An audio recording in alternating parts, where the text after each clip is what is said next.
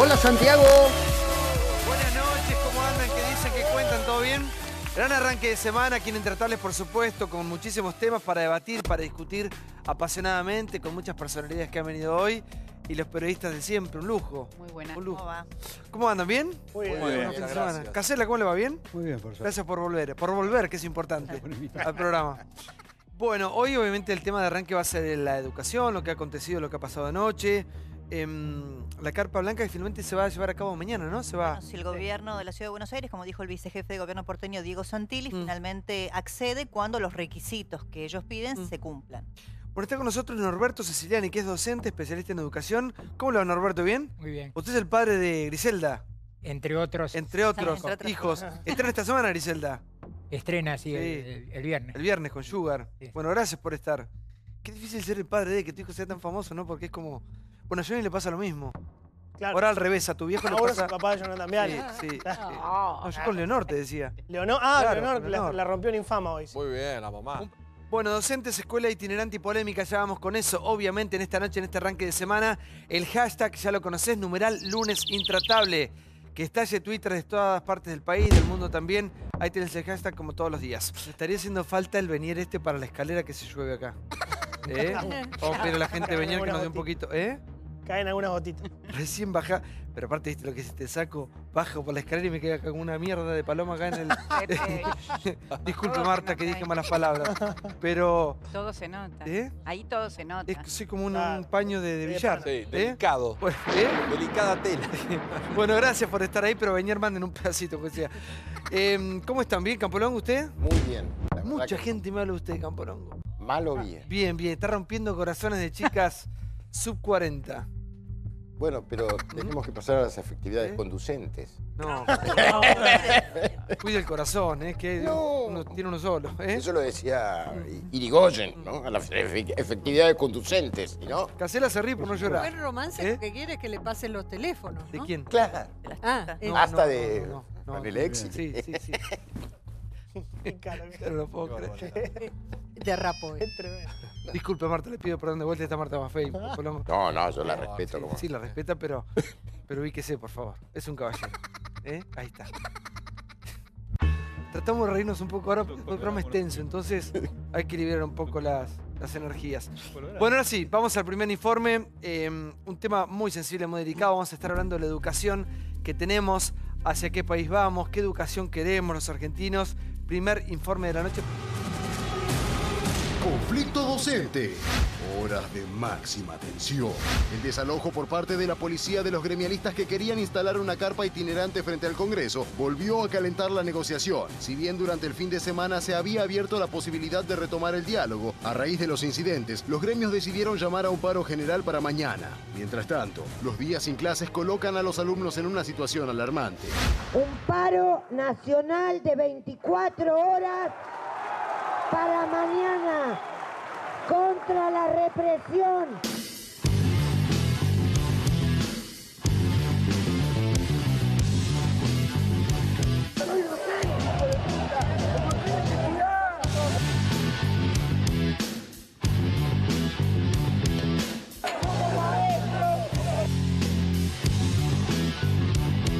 Esto es lo que dice el gobierno. Se defendieron, no reprimieron. Nunca se intentó desalojar, solo se pidió que dejen de construir.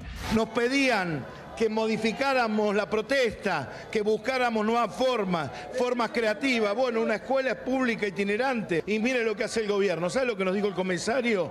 Que es orden directa de la presidencia de la nación. O sea que esta es una política deliberada, represiva, de generar miedo, terror, intimidación. Hay 2 policías heridos, los cascos absolutamente rotos, eso algún golpe con algo fuerte y violento tuvieron. Nosotros no podemos tolerar como gobierno ningún tipo de violencia. Una verdadera disparate, una provocación. Decimos al gobierno que no continúe con esta represión. A través de un comunicado, el Ministerio de Ambiente y Espacio Público informó que se evitó el armado de la estructura en la Plaza del Congreso cuando un grupo de gremialistas comenzó a instalarlo sin ningún tipo de permiso. El permiso nunca apareció, a partir de lo cual labró el acta y dio intervención a la policía para que impida la construcción de esa infraestructura que no tenía permiso. Son docentes, no son encapuchados con palos. Esta es la guerra que plantea Vidal. Vidal Macri plantean la guerra contra los docentes y esto es reprimir con palos, como ya han hecho con otros conflictos. Desde las 13 horas que estábamos dialogando hasta que aparecieron 150 personas con Baradel a la cabeza y empezó esto. La policía no dudó en tirar gas pimienta, pegarle. Para nosotros la represión es un límite ético que no estamos dispuestos a permitir. Buenas noches, Viale. ¿Cómo estás, Santi? Buenas noches. Bueno, el gobierno de Macri se escudó durante todo el día de hoy en que la protesta era más político-partidaria que gremial y apuntaban, señalaban que había muchos dirigentes partidarios del Frente para la Victoria, de la Cámpora, Kicillof, Pocoy, Volnovich, Mayra Mendoza, Leandro Santoro, etc. ¿Qué decía el permiso firmado por Eduardo Pereira, que es el secretario de Relaciones Institucionales de la CTA, perdón, de la CETERA, que justamente decía supuestamente que era un permiso para construir esta estructura de 3 pisos? Bueno, nunca, en ningún momento se refería a eso. Me dirijo a usted a fin de informarle al Ministerio de Espacio Público que el día 10 de abril, a partir de las 8 de la mañana, o sea ayer, se realizará un acto en la Plaza de los Dos Congresos. Acto. En ningún momento menciona una estructura de 3 pisos, que es la que se había empezado a construir. Y el otro dato, me parece que hay un nuevo posicionamiento, tanto del gobierno nacional como el gobierno de la ciudad y el gobierno de la provincia de Buenos Aires, frente a lo que es la protesta social. Empezó el otro día, cuando no dejaron cortar el Metrobús en la avenida 9 de Julio, siguió con la gendarmería, ¿te acordás cuando despejó la Panamericana de grupos de izquierda? Y ayer con la policía de la ciudad. Es como que la marcha del otro día envalentonó, si querés, al gobierno y los puso en esta nueva posición. Casero, lo escucho, por favor. A mí me parece que el hecho de ayer es una sobreactuación. Coincido con lo que acaba de decir, en el sentido de que pareciera que la marcha del 1 de abril generó más energía para controlar la calle por parte del gobierno. Pero me parece que ha habido ayer una sobreactuación que no fue oportuna. Porque me parece que es efectivo el argumento de quien dice nos pedían que utilizáramos formas creativas de protesta en lugar de ir al paro. Y entonces frente a ese hecho aparece, no digo la represión, pero sí el desalojo. Entonces creo que esto debe replantearse. Me parece que lo que ha hecho Santilli, lo que ha anunciado Santilli esta tarde, con el respaldo de Bullrich, es positivo en el sentido de habilitar la construcción de la carpa, como se llame, y utilizar eso como un ámbito para la discusión de políticas de fondo en materia educativa, que no pase solamente por el salario. Acá tenemos a la impulsora, allá en el año 97, de la carpa docente. ¿Cómo le va, Marta? Bien. Le escucho, por favor. En realidad, es la primera vez que escucho, que veo, después de haber participado en cientos de marchas, que una estructura que se arma normalmente para cualquier acto, los actos que se realizaron estos últimos días, tienen una estructura que acompaña la posibilidad de que los dirigentes suban y digan los discursos, etc. Ayer llovía torrencialmente, digamos, para completar esto, y hay una decisión política de impedir que los trabajadores de la educación se expresen. Creo que estoy convencida que el gobierno nacional ha tomado una decisión respecto de los sindicatos y respecto de la organización de su gobierno con la relación con las organizaciones sindicales. Los que se pueden comprar, se compran, no es tan difícil. La CETERA es un sindicato que en ese sentido tiene grandes dificultades para el gobierno nacional. Por tanto, ha buscado distintas formas de dividirla, de fracturarla, no lo ha logrado. Y ahora, digamos, hay que disfrazar, modificar el reclamo, la demanda de los trabajadores, la justicia de la demanda, la existencia de una ley, la decisión política de no tener recursos, la decisión política de no discutir la coparticipación, y travestirla y decir que esto es un conflicto político partidario, en el cual, digamos, la figura es Roberto Baradel, que ni siquiera es el secretario general de la CETERA, que es gordo, que no se peina, que a lo mejor ni siquiera es profesor, que se opone contra la prístina gobernadora de la provincia. Me parece que el disfraz Dice que es víctima CETERA ante el gobierno. No es víctima. La CETERA es una organización sindical fuerte, con presencia en las bases, que responde exactamente al planteo de los trabajadores y que en este momento es agredida por el gobierno de la nación, ¿no? Particularmente, pero no solo de la nación. ¿Cómo le va? Lo saludo nuevamente. Norberto Ceciliani, docente y especialista en educación. Lo escucho, por favor. Sí, yo no creo que el término sea una sobreactuación. Claro. Si no, podríamos decir que también lo de Wagner fue una sobreactuación con Micaela. Me parece que está respondiendo de la única manera que en este momento puede responder el gobierno. Ni siquiera voy a censurar cómo actúa el gobierno en este momento. Lo que voy a decir es, no sabe actuar de otra forma. Los docentes mostramos ayer que hay alternativas a mostrar de qué manera podemos nosotros accionar civilmente ante la población, manteniéndonos en el rol docente. Ni siquiera tampoco voy a entrar en una discusión con respecto a CETERA como sindicato, sino a los docentes que estaban dispuestos a estar ahí hoy, dando algunas clases abiertas sobre derechos civiles. El miércoles los profesores de música de las ex bandas que se armaban de música en las distintas comunidades necesitadas, y que se terminó ese proyecto, iban a estar ahí para dar esas clases de música, para dar un pequeño concierto. Es decir, con esto no quiero decir que los docentes son ingenuos, son inocentes. Yo creo que si pensaron esta opción dentro de barajar los distintos escenarios que se iban a presentar, uno era este, y es el que menos le conviene al gobierno, este escenario, y el que más le conviene a los maestros.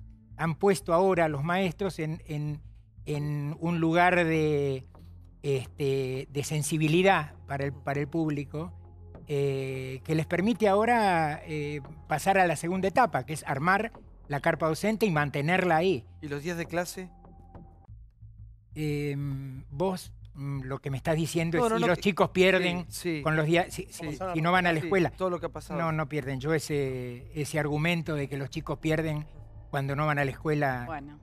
Yo creo que la escuela tiene otras responsabilidades que cumplir, que forman parte del rol docente, específicamente del rol docente, y especialmente en la escuela pública. Yo mandé a mis hijos a la escuela pública, tengo 6, discutí en los momentos que tenía que discutir, participé activamente cuando tenía que participar, cuestioné a la escuela pública cuando hizo agua. Tampoco creo en dos extremos de escuela privada y de escuela pública. Creo que hay escuelas elitistas y escuelas no elitistas, ya sea privadas o públicas. Sí, también entiendo que la gente que menos necesita es la que más se ve beneficiada con las posibilidades que ofrecen las escuelas con mayor cantidad de recursos. Creo que estamos viviendo también, y siempre ha sido así, un episodio centrado en la cabeza de la República, y el resto del país pasa como desapercibido. Pablo, por favor. Mira, yo creo que una sociedad radica en el valor de la palabra, de los consensos, las leyes, y en este sentido me parece que las dos partes tienen asignaturas pendientes, ¿no? Valga la figura que tiene tanto que ver con las materias, ¿no? Que nos llevamos a diciembre, a marzo, las que recursamos. Primero, el gobierno, ¿no? Que tendría que haber llamado al Consejo Federal de Educación, las paritarias. Creo que con los gobernadores podría haber hecho una reunión para que se hagan cargo todos también de lo que pueden pagar o no. Fíjate vos el caso de Alicia Kirchner en Santa Cruz, un 3% nada más, ¿no? Y por el otro lado, el hecho de que en todos estos años se puedan hacer actos en cualquier lado no quiere decir que se deban seguir haciendo. Es decir, la estructura que se hacía ayer no parece una escuela itinerante, parece para quedarse mucho tiempo. Y evidentemente Macri no quiere otra carpa blanca, ¿no? Que fueron 3 años, fueron 1003 días, pero al menos había clases en ese momento, pasaron todos los artistas. Entonces, lo que digo es que me parece que van a una estructura en un momento donde el conflicto estaba bajando, porque estaba declinando, el gobierno compra este conflicto y va a un desalojo, que es desalojo si es decirles que se retiren, y es represión si hay heridos, ¿no? Ahora, yo quiero preguntar una cosa. ¿Hasta cuánto es la educación lo que está en debate y hasta cuánto es el poder? ¿Lo político? Sí. Bueno, yo está quiero dar todo una mezclado. información, porque si no, todos lo llevamos a la grieta y de acuerdo del lado que la gente está. Esto ayer a la 1 de la tarde comenzó con un conflicto porque quisieron desembarcar para montar esta famosa escuela que creo que tiene 3 pisos. 6 horas de diálogo. En un momento llega un grupo de gente, 150, muchos de ellos sindicalistas, pero si no uno ve que cree que llegan todas personas vestidas de blanco, maestras, y que le están pegando a las maestras, ¿no? De prepo a montar una estructura que tiene 3 pisos. Yo creo que el gobierno argentino, el nacional, el municipal, todos tardaron 16 meses en cumplir una promesa de campaña, que es devolver un determinado orden. Porque esto, que en cualquier lado hacemos cualquier cosa, que en cualquier lado cortamos, que en cualquier lado cortamos el 9 de julio, armar un partido de fútbol con piquete, ponemos a los chicos y a las mujeres adelante ante cualquier tipo de situación. Ayer montamos una estructura que puede ser muy válida, pero que necesita, como en cualquier sociedad ordenada, un permiso. Ayer comenzaron durante 6 horas a negociar el permiso en esa acta que presentó Jonathan Viale, que dice acto. Alguien se confundió. No era un acto, sino que era una carpa. Sí. Que iba a estar ahí meses. Rosendo, ¿qué tal? 2 años hace que te invitamos. Bueno, ahí vine. Hay que tratarlo bien, yo veo que no viene nunca más, ¿viste? Bueno, Rosendo, quiero escuchar tu análisis un poco de la Argentina que estamos viviendo con un tema tan sensible que es la educación, ¿no? Porque la educación debería ser algo en común para todos los sectores políticos. Absolutamente. Un proyecto de país, ¿no? Yo quizás te lo pondría desde el punto de vista de la política, ¿no? Porque creo que lo que está pasando con la educación deriva de un determinado contexto político. El 1 de marzo del 2016, el presidente Macri abrió las sesiones ordinarias del Congreso con un discurso, con una idea central, el arte del acuerdo. Esta fue la idea política central de Macri en 2016. Yo creo que con esta idea, desde el punto de vista de un gobierno que tiene solo 15 de 72 senadores, solo 91 de 257 diputados, solo 5 de 24 gobernadores, logró, negociando con la oposición, 84 leyes, incluidas leyes importantes o difíciles, los holdouts, ¿no es cierto?, el blanqueo, etc. El 1 de marzo del 2017, ¿no es cierto?, Macri, yo diría, ni recordó lo que para mí ha sido su éxito político más importante, que es este primer año, con toda esta cantidad de leyes, negociando con la oposición, y enfocó más en esta idea de la polarización, ¿no es cierto?, que creo que está enfocada a la elección del 22 de octubre. Este es el cambio de enfoque político, tiene que ver con una estrategia electoral. Polarizar. Ahora, ¿qué es lo que sucede? Que este debate sobre la educación, que es un debate necesario y urgente en algún sentido, cae en este contexto de la polarización política. Mientras no logremos sacar el debate de la educación del contexto de la polarización política, va a ser difícil que podamos avanzar. Este sería mi punto de vista. ¿Y cómo va a continuar? Porque todavía falta poco, pero falta mucho al mismo tiempo para llegar a las elecciones, a las urnas. ¿Cómo va a hacer el gobierno para semana tras semana afrontar estos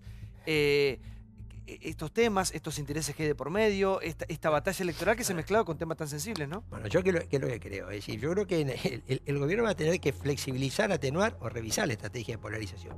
Fíjate que el 1 de marzo se inician las sesiones ordinarias del Congreso. El Senado sesionó una vez. Cámara de Diputados no sesionó ninguna vez.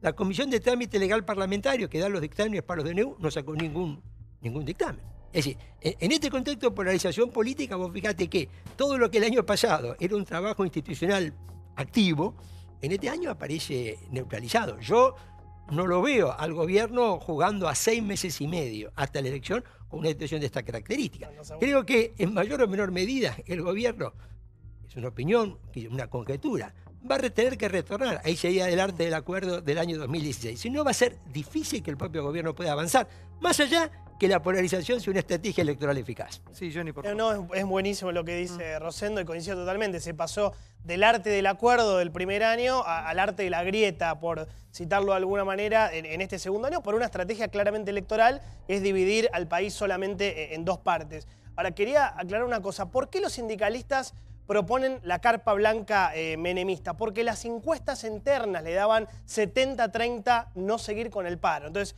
la pregunta, Rosendo, es ¿cómo va a seguir adelante este conflicto, teniendo en cuenta que son los mismos sindicalistas los que decían no puede seguir adelante más el paro, entonces hay que buscar una alternativa que era la carpa blanca? ¿Cómo crees que va a seguir adelante este conflicto? Bueno, primero, yo no sé, no tengo qué va a pasar con la carpa blanca.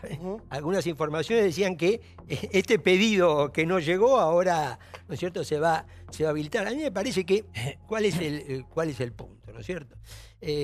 Yo supongo que los gremios docentes van a seguir su plan de lucha. no habrá paro, pero esto, ¿no es cierto?, esto va a seguir. Me parece en este sentido. Creo que el conflicto no se acaba en este, ¿no es cierto?, en este. Yo, personalmente, mi punto de vista, creo que este conflicto necesita un mediador. Cuando un conflicto en política se traba, las partes no logran llegar a un acuerdo, ¿qué es lo que se hace? Debería ir. Yo me ofrezco a ir. Ahí estaba el defensor del pueblo, reunir un Alejandro poco, Amor, parece, pero- Se convoca un mediador. No funciona, Entonces, sí. Sí, por favor, Rosendo. Y con el tema, pues yo hablaba, ¿no?, de la educación. ¿A usted no le parece alarmante el estado que estamos atravesando en cuanto a la educación? ¿No es de alguna manera el crucificar a la educación pública con lo que ha pasado? Bueno, sí. Yo creo que sí, puede ser crucificar, pero puede ser un llamado de atención sobre lo que está pasando con la educación. Se lo digo como alumno de la escuela pública. Con la educación pública, ¿no es cierto? En el sentido de que esto tiene que servir de una reflexión, de un necesario debate. Porque si nosotros aspiramos a achicar la brecha social, no la brecha ideológica, la brecha social, la mejora de la calidad de la educación pública es la clave, ¿no es cierto? Si la Argentina en otras épocas, ¿no es cierto?, tuvo una clase media importante y comparado a otros países, fue básicamente porque tuvo una educación pública, ¿no es cierto? Entonces, eficaz, ¿no es cierto? Bueno, creo que este punto es absolutamente central. Ahora, en medio de este conflicto es difícil que podamos debatir este tema. Del conflicto hay que salir para que se quede una situación diferente, podamos debatir, ¿no es cierto?, y avanzar. Por eso creo que de este conflicto yo personalmente saldría con un mediador. ¿Será a todo costo? Yo le preguntaría a Rosendo, es muy interesante escucharlo. Usted decía que la estrategia de la polarización es evidente, que el gobierno de algún modo está dando señales para, aparentemente, su propia base electoral. Ahora, le pregunto si esto es todo costo, teniendo en cuenta que, aparentemente, si los requisitos se cumplen, el vicejefe de gobierno porteño dijo que autorizará la instalación de la carpa, o como se llame, escuela itinerante, pero previamente tenemos estas imágenes de lo que sucedía en el enfrentamiento con la policía. ¿Es todo costo para el gobierno o, por el contrario, en medio de esta polarización a la que usted hace referencia, es ganancia? Mira, yo voy a hipersimplificar, ¿no? Digamos que la sociedad son 3/3, un tercio va a estar con el gobierno, un tercio no va a estar con el gobierno y un tercio fluctuante que es el que define. El que decide. Entonces, ¿qué es lo que ¿no es cierto? Es decir, el tema acá, el tercio que está con el gobierno no se va a ver afectado por esto.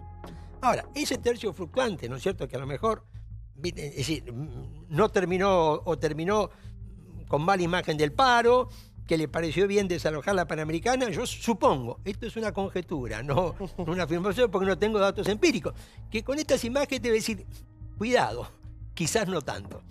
Sí, Anguita, por favor. Sí, buenas noches, Rosendo. ¿Qué tal, An? Las imágenes no hablan de escaramuzas, como dijo el ministro Esteban Bullrich, ni tampoco indican que la policía fue a cumplir con su obligación y que los docentes estaban allí haciendo lo que no debían. Quiero decir, si es tan evidente que palos, gas, patadas a mujeres constituyen represión y no constituyen, desde mi punto de vista, y me gustaría conocer el tuyo, constituyen un abuso, ¿qué posibilidad hay de una mediación si después del gesto de Cetera de levantar el paro y hacer una cosa simbólica con la palabra, se pasa a la acción y con un Esteban Bullrich envalentonado diciendo que hay que seguir con esto? Mira, dos cosas yo te diría. Primero, es decir, la política no es estática, la política es dinámica. Yo di una opinión. Yo creo que el gobierno, 6 meses y medio en este estado de polarización, no va a poder estar. Te di un ejemplo. El Congreso lo hemos visto frenado durante 40 días. Esto creo que el gobierno va a tener que replantear algunas cuestiones, flexibilizar. Eso es lo que yo creo, ¿no es cierto? Que hoy esto parezca imposible no quiere decir que mañana no pase a ser posible. Yo propongo al mediador, este es un punto de vista puramente personal, porque es como se sale de estos conflictos, ¿no es cierto? No solamente en la Argentina, en todas partes del mundo. Llegando a un punto común, claro. Pero ¿qué gestos? Donde las partes terminan aceptando la solución del mediador, ¿viste? Esa es la fuerza, con lo cual el mediador tiene que tener una categoría, ¿no es cierto?, importante, aceptada por las dos partes, no la solución o la propuesta. Nunca igual, Rosendo. No nos ponemos de acuerdo ni para eso, en este momento. Está bien, pero, a ver, la política está para resolver dilemas. O esto parece un dilema que no tiene solución, pero la política casualmente está para resolver dilemas. A lo mejor estas imágenes que estamos viendo llevan a replantear alguna situación. ¿Por qué propongo un mediador? Porque es lo que normalmente se hace cuando un conflicto político ¿no es cierto? Se enfrentan, vos decís, como dice Anguita, tendrán que haber gestos, y a lo mejor lo sabrán o no lo sabrán. Yo lo que creo que la política no es estática. La situación de hoy no es necesariamente la que vamos a tener en los próximos días. Sí, por favor. Yo nunca he visto tanto esfuerzo por desprestigiar a los maestros como los que hacen los sindicatos de maestros. Nunca he visto tanto. Escucho acá con terror al señor educador, y lo respeto con todo, que los chicos no importan. Entonces digo, pará, ¿a dónde estamos parados? ¿A dónde llegó la educación que los chicos no importan? Esto es lo que me asombra. Se habla de represión, o sea, cualquiera... Marta Maffei dijo que era para un acto, pero acá el señor dice que el miércoles iba a ir una banda. Entonces ya no era para un acto, era para quedarse. Si es itinerante tiene que tener ruedas. Pero no puede hacer cada uno lo que quiera. Y yo creo que es tanto el desprestigio, y lo digo con dolor, que mucha gente debe haber estado de acuerdo con esta represión. Y no creo equivocarme, porque festejaron la represión en la Panamericana, porque están empezando a festejar la represión a los piquetes, porque llegó un punto de cansancio. Entonces yo a Baradel no le creo. Veo los maestros que van a trabajar y a esos maestros les creo. Pero a los que no van a trabajar, los que propician el conflicto, lo veo como es el país. El país en las últimas décadas, es más, en el 2011, Cristina Fernández de Kirchner reprimió una marcha de maestros frente al Ministerio de Trabajo y muy crudamente, en la calle, en Leandro y Alem. Y creo que lo intentó para poner orden porque ya estaba desbordada.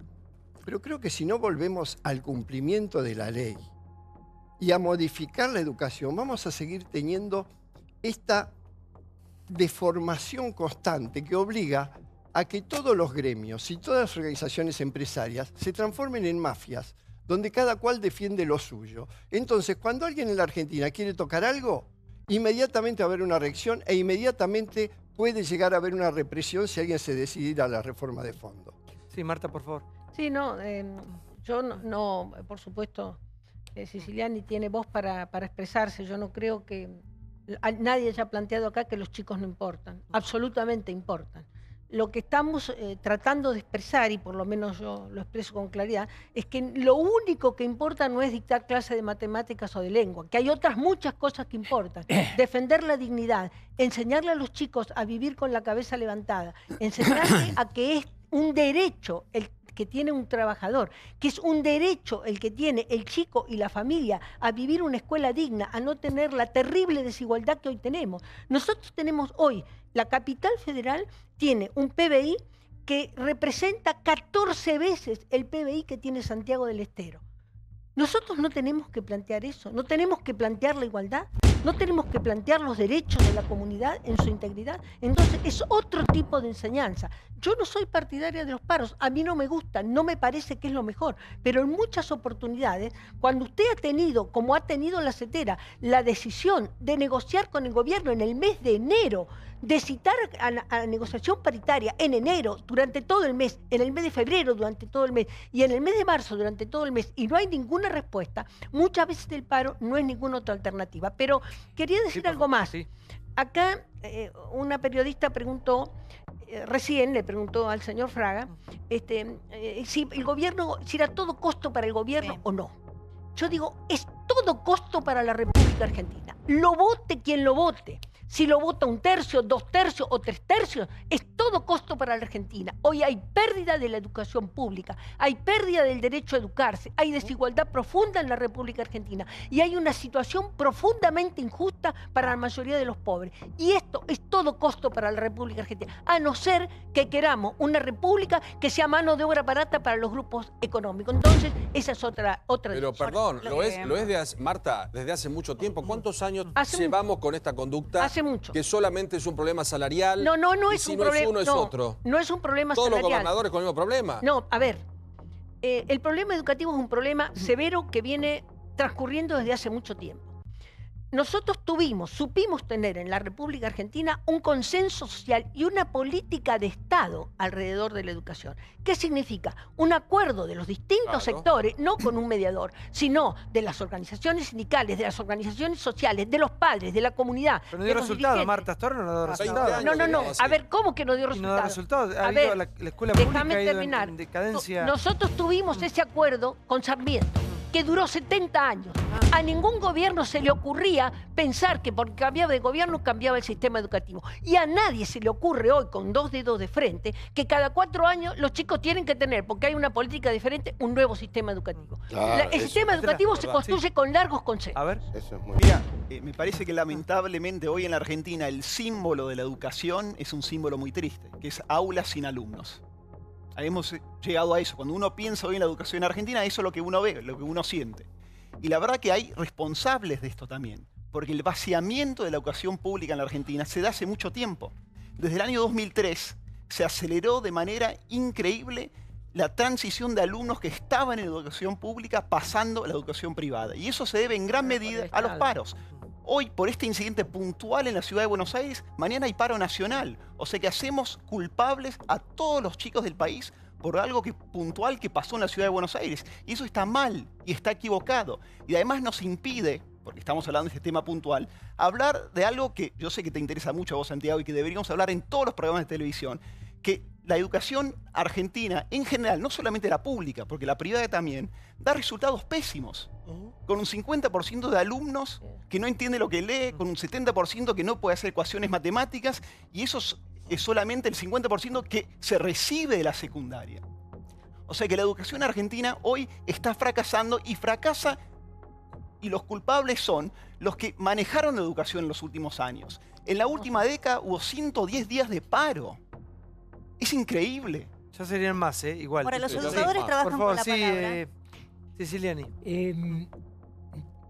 Me gustaría tomar un pequeño bocadillo que vos dijiste hace un ratito, que era nunca nos ponemos de acuerdo. Y somos producto de una educación, somos producto de una cultura, de una estructura y de una serie de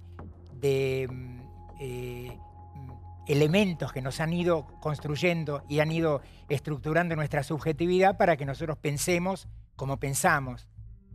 El escuchar al otro, el entender al otro, requiere un esfuerzo. Y ese esfuerzo no garantiza que uno pueda entender bien al otro, a tal punto que acá el señor entendió algo que yo en ningún momento había dicho. Creo que es interesante poder definir dos cosas y salir por ahí de un debate que aparenta ser como un poco teórico. Uno es profesionales bien remunerados generan prácticas que a la vista del público parecen más eficaces y más efectivas, ¿no? Pareciera ser que es necesario ir al médico de la asociación privada, de esa prepaga que yo tengo, porque me da la sensación de que ese médico y esa privada me atiende mejor que... Lo van a atender, ahora, profesor, por ahí un minuto. El Estado. Por ahí no hay ni Ahora, turno, o los turnos son a 4 o 5 meses. Claro. Ahora, si yo veo... Por la privatización. Justamente, por eso si yo veo que, y lo he comprobado, gente que está días esperando para tener un turno y dan turnos para dentro de... esa realidad es la que justamente está tratando de exponer el docente en este conflicto de hoy. Este conflicto es un conflicto que tiene que ver justamente con qué cosas le vamos a dar a aquellos que menos tienen. Más allá de Macri y los K, es decir, en realidad no me importan. Me importa ese docente que se levanta, que tiene 3 turnos, como he trabajado yo, desde las 6 de la mañana hasta las 12 de la noche, en 3 turnos para poder llevar adelante y mantener mi familia, mi mujer docente también, y hacer lo que se puede con el cuero que uno tiene, sabiendo que siempre uno sale herido en esta experiencia de ser docente cuando a uno le gusta serlo y no cuando cae en un trabajo que nada tiene que ver con lo que uno quiere. Entonces, perdón, nada tiene que ver con la vocación tampoco. La vocación es una instancia, un momento en que uno va a elegir esto que va a hacer. El resto es tener ganas de hacerlo. Ahora, si a uno las ganas de hacerlo, nadie colabora de ninguna manera para que uno tenga esas ganas, y en eso el Estado es responsable. El Estado tiene que cumplir con lo que la ley dice, que es una paritaria donde se pongan las bases de aquellos sueldos que necesitan los docentes para funcionar. Lo de ayer fue simplemente infringir un reglamento de funcionamiento ciudadano. norma. A ver, un minuto, porque quiero consultar a Rosendo, porque vivimos tiempos muy crispados. Y yo recién le preguntaba a Rosendo que la educación debería ser algo a mediano y largo plazo. ¿Es la única salida que tenemos mejorar, por ejemplo, este tema, llegar a un punto en este tema? Porque a mí me parece que la educación es básico, educación, salud. ¿Y qué estamos esperando? Bueno, yo retomo la idea de Marta con la política de Estado. Es decir, cuando Roca, porque la ley 1420 es de Roca, no de Sarmiento, 1885. Pero cuando llega a la presidencia Roca, crea el Consejo Nacional de Educación y nos pone a Sarmiento, que había sido presidente, al frente de la educación primaria. Y a Avellaneda, que había sido el presidente anterior, al frente de la Universidad de Buenos Aires. Fíjate que a los dos presidentes anteriores, pasar a asumir uno la educación primaria y otro la educación terciaria, diríamos, es decir, a uno es impensable, digamos, en nuestra cabeza que un expresidente se haga cargo, ¿viste? de la educación primaria y otro ¿no es cierto? de la educación universitaria. En la medida en que había en ese momento algo, aunque era una democracia restringida, declara prioridad, ¿no es cierto?, por la educación. 1885, después, ¿no es cierto?, como dice, hay una primera reforma en el año 44. Así es. 44, ¿no es cierto?, de esa ley. Pero yo creo que ahora, esta ley, además, lo que generaba era una enorme igualdad social. Iban al mismo colegio todos, ¿no es cierto? Si uno mira al la mismo inclusión. Mira al mismo colegio todos en ese momento. Y esto tenía un papel muy importante desde el punto de vista social. Porque en realidad la brecha educativa era, en alguna medida podía ser con algunas provincias, pero no desde el punto de vista social. Y vos encontrabas, ¿no es cierto?, los hijos de la élite con los hijos de los inmigrantes yendo a la misma escuela pública. Y eso tuvo, para mí, mucho que ver con el papel de la clase media argentina, ¿no es cierto?, sobre todo en la primera mitad del siglo XX. ¿Cómo recuperar esa prioridad, ¿no es cierto?, de la... Una utopía, parece eso. Bueno, sí, de cualquier manera, tenemos que intentarlo. Tenemos que intentarlo. Es decir, ahora, lo que yo creo que es que en un contexto de polarización como el que tenemos, es muy difícil. El aprovechamiento político en todo esto, de todos lados, ¿eh? Claro. Porque ahí había gente que en un momento decía una cosa y estaba marchando, rasgándose las vestiduras, digamos. Hay personajes que no lo podés creer, que se están rasgando la vestidura por la educación pública. 3%. De los dos lados. ¿Cómo, Johnny? No, digo que hay personajes ahí que ofrecieron 3% en Santa Cruz, pero bueno, tiene que ver con eso que vos estás diciendo. Pero Rosendo dice, hay que bajar un cambio, hay que salir de la polarización, si querés, flexibilizar. Sin embargo, me permito aportar una información para el análisis de Rosendo. La información que yo tengo es que el gobierno evalúa comprar nueva tecnología para disuadir piquetes. Estamos hablando de tecnología importante. Y armas. Grúas para remover autos, viste que estos autos que se instalan en la Panamericana, esta nueva metodología, la caravana piquetera, bueno. Armas disuasivas no letales, un dispositivo que emite un sonido muy fuerte que te rompe la cabeza para que te tengas que correr, y un dispositivo que dispara chorros de espuma que se solidifican en el acto y que enredan a los manifestantes. O sea, no parecería... Como los Cuatro Fantásticos. Por la información que uno maneja, no parecería ser que la estrategia sea flexibilizar, Rosendo, sino seguir polarizando. Bueno, a ver, Pero yo vuelvo a que dije. más violencia, A ver, ¿no? Y no, yo quiero agregar porque el comentario que hizo el compañero recién respecto de que por qué iba a ser un paro nacional si esto había ocurrido solo en la capital federal. Me duele tener que hacer una comparación, pero a lo mejor muchos argentinos en algún momento pensaron que la dictadura militar y los horrores que sucedían en determinado lugar eran solo de ese lugar, ¿no? Yo creo que... No volvamos a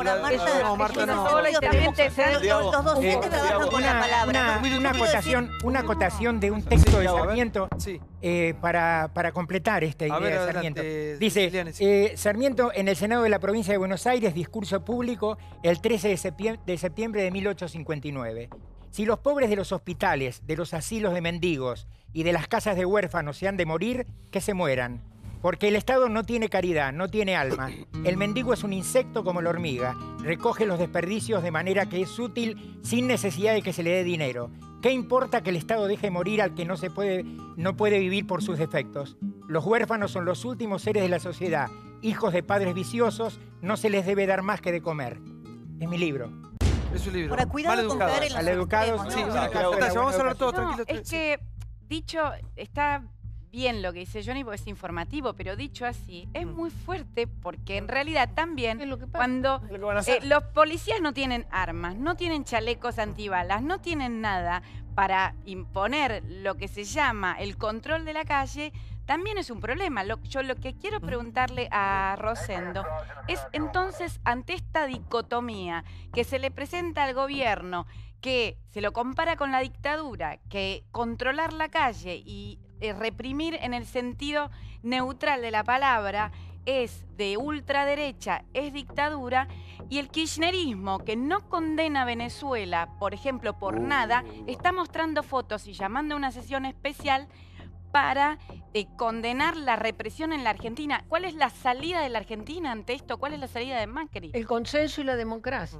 Pero estamos en democracia, señora. Yo casi tenía ganas de defenderlo a Sarmiento, pero sería entrar en otra polémica. Mira, la Constitución establece el derecho de huelga y el derecho de tránsito al mismo tiempo, ¿no es cierto? Derecho de huelga y el derecho de tránsito. Ahora, yo creo que el derecho de tránsito el Estado lo tiene que hacer respetar. Ahora, esto no quiere decir que la violencia sea el único método de hacerlo. Y creo que el gobierno tiene que ser cuidadoso en el ejercicio de la violencia. Si no, porque sucede esto, para mí, mi opinión personal, que estamos viendo en este momento. Me salió bien la desocupación de la Panamericana, y estoy hablando en términos políticos, imagen, ¿no es cierto? Y entonces, y esto no parece. Yo creo que entonces el hacer cumplir la ley y el usar la fuerza pública para eso requiere también un equilibrio, ¿no es cierto? Una moderación. Un riesgo. Yo supongo, vos me decís qué hace Macri, supongo. ¿Cuál es la salida? ¿Cuál es mi conjetura? Que viendo estas imágenes, hoy en el gobierno hay una revisión de si lo de hoy hicieron bien o hicieron mal. Esto está claro que es una conjetura, ¿no es cierto? Pero es un gobierno muy atento a estas imágenes y supongo que hoy revisarían lo que hicieron. Pero eso está claro que es una conjetura. Pero me parece que esto se te plantea en todos los países del mundo, no solamente ¿no es cierto? En la Argentina. No es un problema insoluble, ¿no es cierto? Esto requiere aplicación de la ley y prudencia en el ejercicio de la fuerza. Sí, por favor, ya que habían leído algo, yo recomiendo, hoy circuló un texto, un escrito muy lindo de Mex Urtiz Berea sobre los maestros. Cortito, quiero 3 renglones compartirlo con ustedes. La semana pasada fue eso. Que dicen, sepan, está bien, igual... No, válido, es válido. Tranquilo. No carece de valor porque es válido, es válido. Vamos, sí. Sepan, conozcan, interpreten, subrayen, comprendan, resalten, razonen, interioricen, incorporen, les digo a todos, adquieran, retengan este concepto, aunque les cueste, a los maestros no se les pega.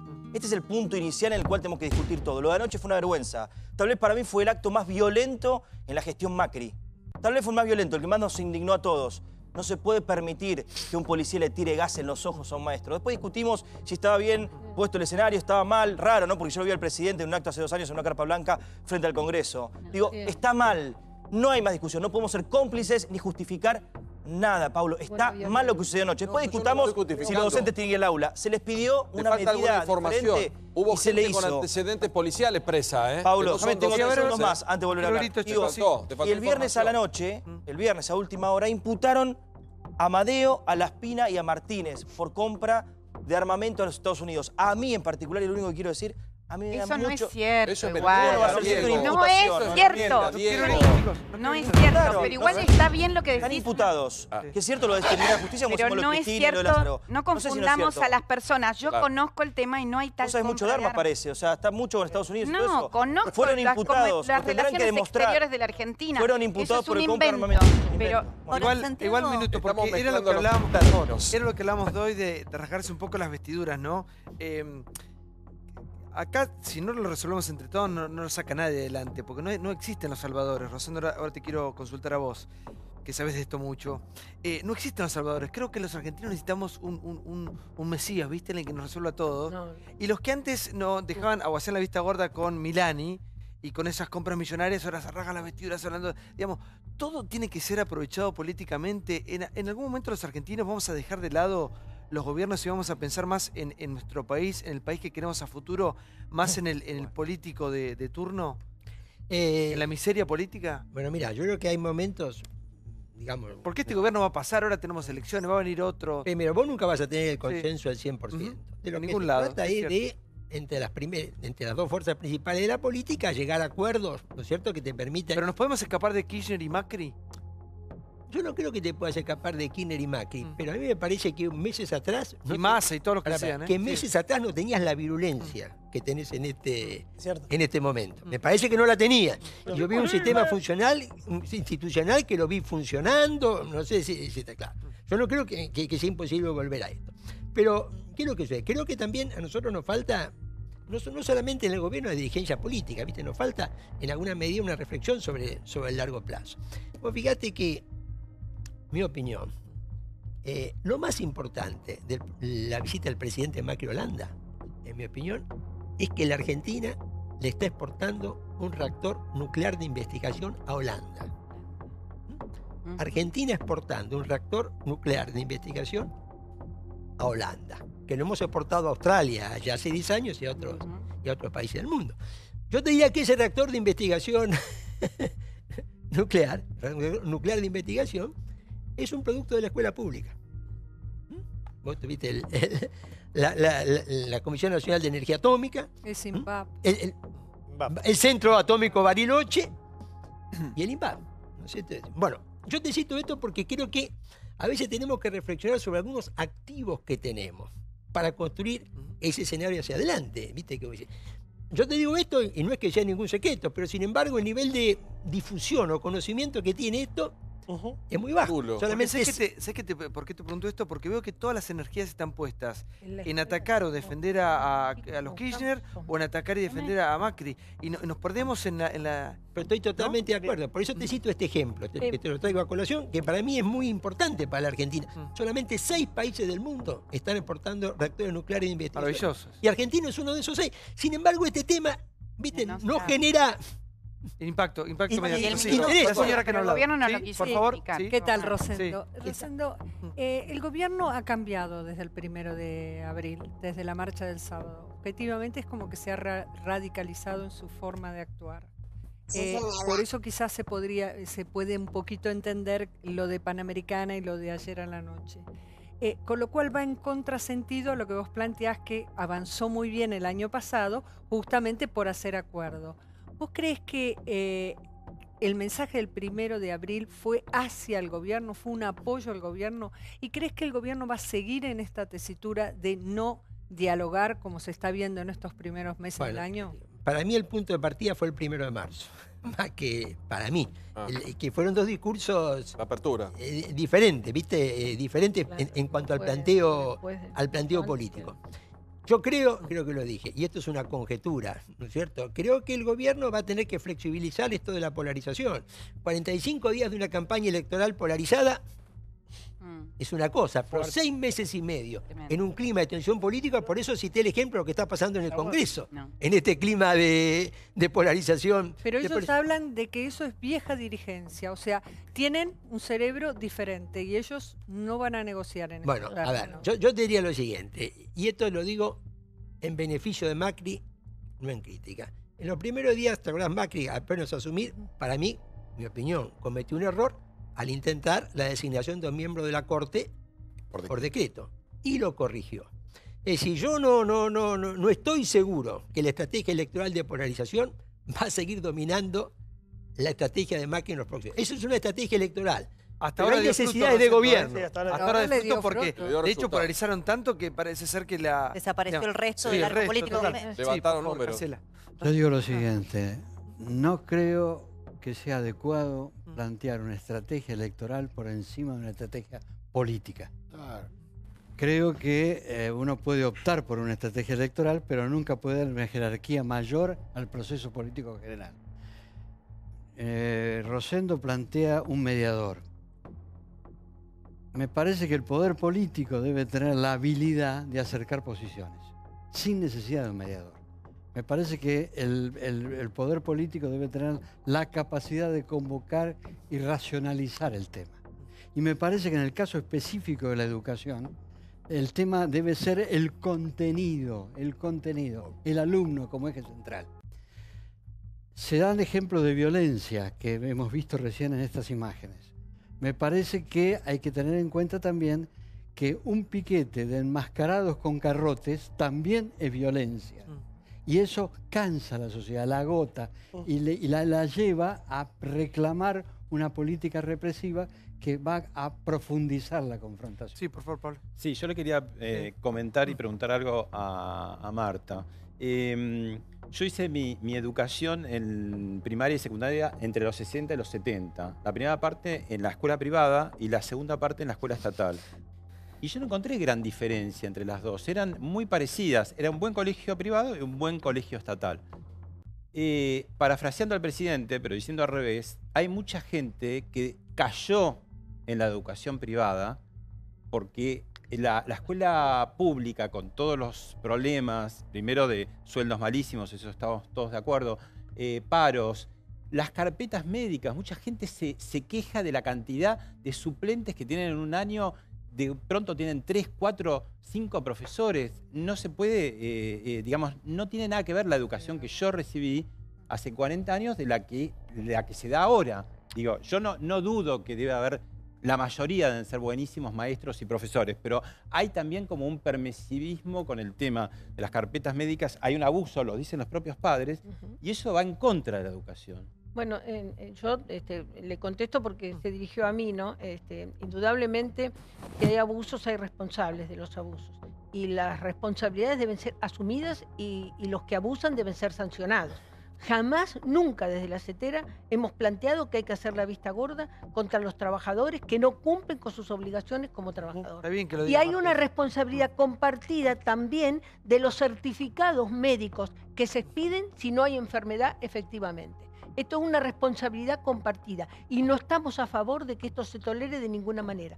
Pero quiero un poquito avanzar en lo que usted dijo. Usted no notó diferencia y hoy tampoco, porque las escuelas públicas y las escuelas llamadas privadas, que no son escuelas privadas, son escuelas de gestión privada financiadas entre un 100 y un 80% totalmente por el Estado. O sea, son escuelas de gestión privada. En las escuelas públicas y privadas los docentes somos los mismos. La diferencia sustantiva radica en la calidad social de las personas que van a la escuela. Nosotros tenemos, y eso no lo han difundido como debe haberse difundido, tanto en las pruebas PISA como en las PEA, una conclusión terminante de esto que le voy a decir. No hay en ningún otro país de los que se han tomado pruebas de esta naturaleza o de estas características una desigualdad tan grande como hay en la República Argentina. Usted tiene escuelas públicas de élite y más de élite que las escuelas llamadas privadas, y tiene escuelas públicas y escuelas privadas que son un verdadero desastre, que parece más a Biafra que a una escuela pública de la República Argentina. Pero ¿por qué las privadas esto no es faltan, producto Marta? de la pasa. ¿Por qué no pasa faltan? exactamente faltan igual. mucho menos. No pasa menos. Hay muchos. Mire, le voy a decir. No podés faltar por cualquier cosa. A vos te encantan los certificados. Le voy a decir dos cosas. Lean un poquito las estadísticas, no las que invento yo, las que difunde el Ministerio de Educación de la Nación. En los trabajadores de la educación, de las escuelas públicas, hay por promedio establecido por el Ministerio de Educación un docente cada 15 alumnos. En las escuelas de gestión privada hay un docente cada 13 alumnos. Pero no faltan. No sé si faltan o no faltan. Menos, pero hay un docente cada 13 alumnos. Favor, hay un privilegio para ver, Marta, sí.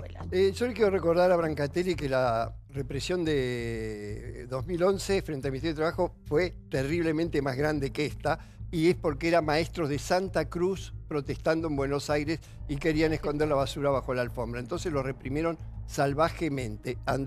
Si no tenés memoria periodista, anda a la computadora e informate y educate, porque yo soy periodista y por información, entonces por eso te contesto así. Lo que quiero decir es que cuando yo escucho los discursos acá, escucho primero una idea política, después hablar de los derechos Y siempre, por más que me lo nieguen, no escucho hablar de los chicos, escucho hablar de la escuela elitista, de esto, pero a mí no me llega ese discurso. A mí me preocupan los chicos, porque en la escuela pública que yo me crié, nadie me enseñaba si la deuda externa estaba bien o estaba mal, como enseñan ahora, o se hacen debates sobre el terrorismo, sobre las torturas a edades que el cerebro de los chicos no pueden recibir esa información, sino que tienen que formarse. Entonces esa escuela cambió. Mi mamá fue maestra en Trelew, en Río Gallego, en Comodoro Rivadavia, en Ingeniero Luigi, en San Luis, en Villa Mercedes. Maestra orgullosa, si viera esto, tendría vergüenza. Vergüenza, los maestros no se dejan evaluar. Y yo quiero saber en manos de quién pongo a mis hijos, porque quiero buenos sueldos, pero quiero buenos profesionales. Y de esto no se habla de profesionales y de buenos sueldos. Sí, Siciliani. Acá es la realidad, digamos, ¿no? Es decir, a mí siempre me interesaron los chicos, por eso trabajé de docente desde los 17 años hasta los 60. No me dediqué a otra cosa, no hice otra especialidad, me interesaron los chicos. ¿Qué es lo que le pasa a los docentes? Los docentes les interesa a los chicos, trabajan para los chicos, hacen las cosas para los chicos. Pero también es necesario pensar que la sociedad hoy no es paidocéntrica. El chico tiene una simetría inconsciente con los adultos porque está producido por una sociedad de mercado que lo ha puesto en situación de consumidor y por lo tanto tiene la capacidad de elegir, de decidir, de hacer y de mirar esto que pasó en televisión con sus propios maestros en un horario que está protegido para los chicos, que no lo tienen que mirar. Es decir, al chico se lo protege, se lo atiende, se hacen las cosas necesarias. Que haya coyunturas y momentos en que haya que reafirmar una lucha, una protesta, un pedido, una exigencia para que haya mejoras para todos, es estar... Ahora, Siciliani, pero con prudencia. Ustedes como docentes, como educadores, digo, trabajan con la palabra, ¿no? Nosotros también trabajamos con la palabra desde este lugar. Y en ese sentido, y sobre todo ustedes que trabajan con la palabra y con chicos, con niños, tienen que ser, me parece, más cuidadosos que nadie. Acá, cuando hablamos del accionar de la policía, a mi modo de ver, sin intención de polemizar, usted cuando Casella habló de sobreactuación, que fue una manera quizá de bajarle el precio a lo que hizo la policía ayer, dijo que era lo mismo que decir que Wagner, el que asesinó y violó a una chica, también había sobreactuado. Digo, hay que cuidar también las palabras. O cuando Marta decía que es un émulo, porque Johnny daba una información respecto de la tecnología con la cual va a muñirse las fuerzas de seguridad, esto es una dictadura o porque se para en todo el país, era lo mismo que pasaba en la dictadura. Ustedes también como educadores tienen la responsabilidad de la palabra y sobre todo cuando trabajamos con menores, porque nosotros mal que mal estamos dirigiéndonos a una audiencia adulta.